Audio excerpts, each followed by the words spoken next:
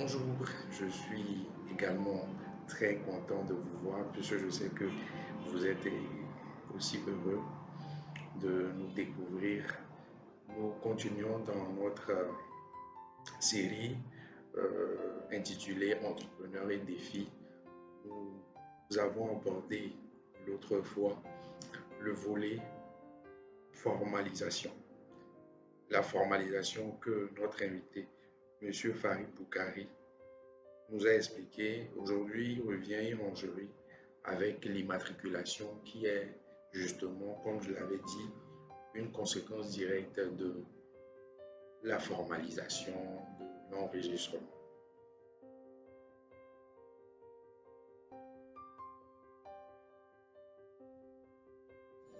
Merci beaucoup, Monsieur Richard. Je m'en vais rapidement répondre à la question suivante. Après l'étape de la formalisation, vient l'étape de l'immatriculation de l'entreprise auprès de l'administration fiscale. Puisque nous avons dit que lorsque vous obtenez votre carte unique d'entrepreneur, c'est l'occasion de se diriger auprès du service des impôts le plus proche, voilà, pour se faire immatriculer. Et l'immatriculation, en réalité, c'est une obligation.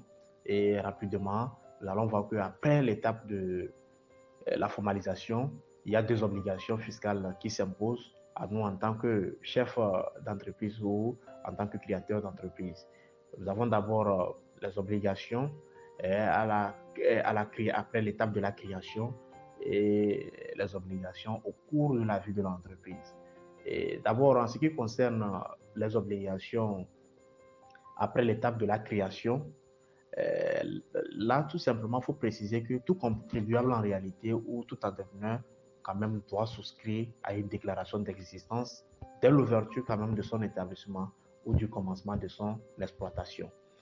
Voilà, puisque vous voulez démarrer votre activité, vous avez obtenu votre carte, il faut que vous vous dirigez auprès de l'administration pour dire à l'administration que voilà, je viens de créer mon entreprise et là, en ce moment, on peut activer votre numéro d'identification fiscale. Et c'est à partir de ce numéro que vous allez faire toutes les opérations fiscales. Voilà. Ça, c'est l'obligation après l'étape donc de création où on peut dénommer ça, c'est une obligation déclarative d'existence. Après cette étape, nous avons l'obligation au cours de la vie de l'entreprise.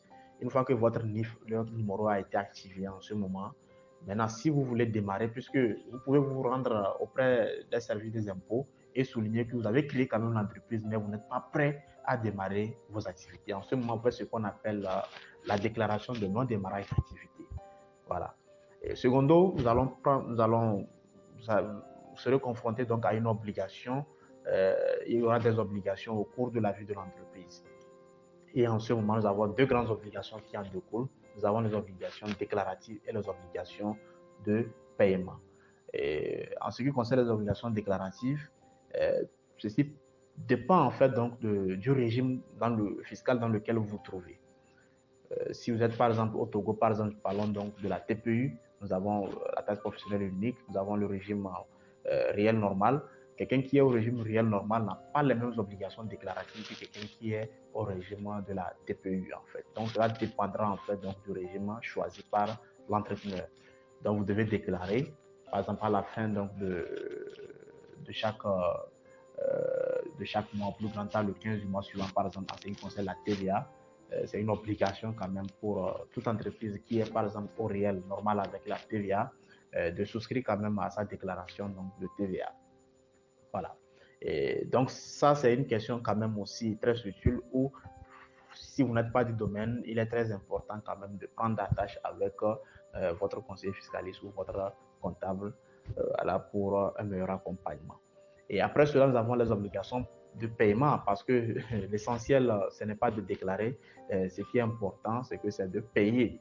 Voilà, donc c'est une obligation qui en découle, donc de l'obligation déclarative. Une fois que vous finissez donc de faire la déclaration, vient maintenant l'étape donc du paiement en réalité. Donc voilà un peu les aspects sur lesquels vous devez juste avoir une idée. En grosso modo, après l'étape donc de la création, vous allez faire ce qu'on appelle la déclaration d'existence pour dire que l'entreprise a été créée, voilà, j'existe, et c'est une déclaration que vous faites auprès du service des impôts, donc c'est le plus proche de votre entreprise.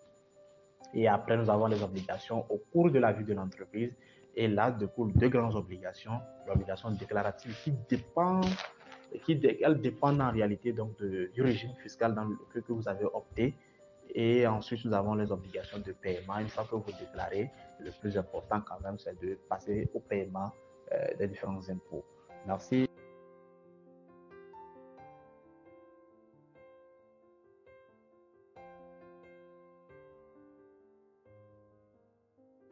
Alors, nous remercions M. Farid Boukari qui nous a fait l'honneur de nous présenter son point de vue, ses recommandations quant à l'immatriculation au service de l'administration fiscale. C'est ainsi que je vous dis à bientôt pour la suite de cette série et soyez des nôtres pour la continuité.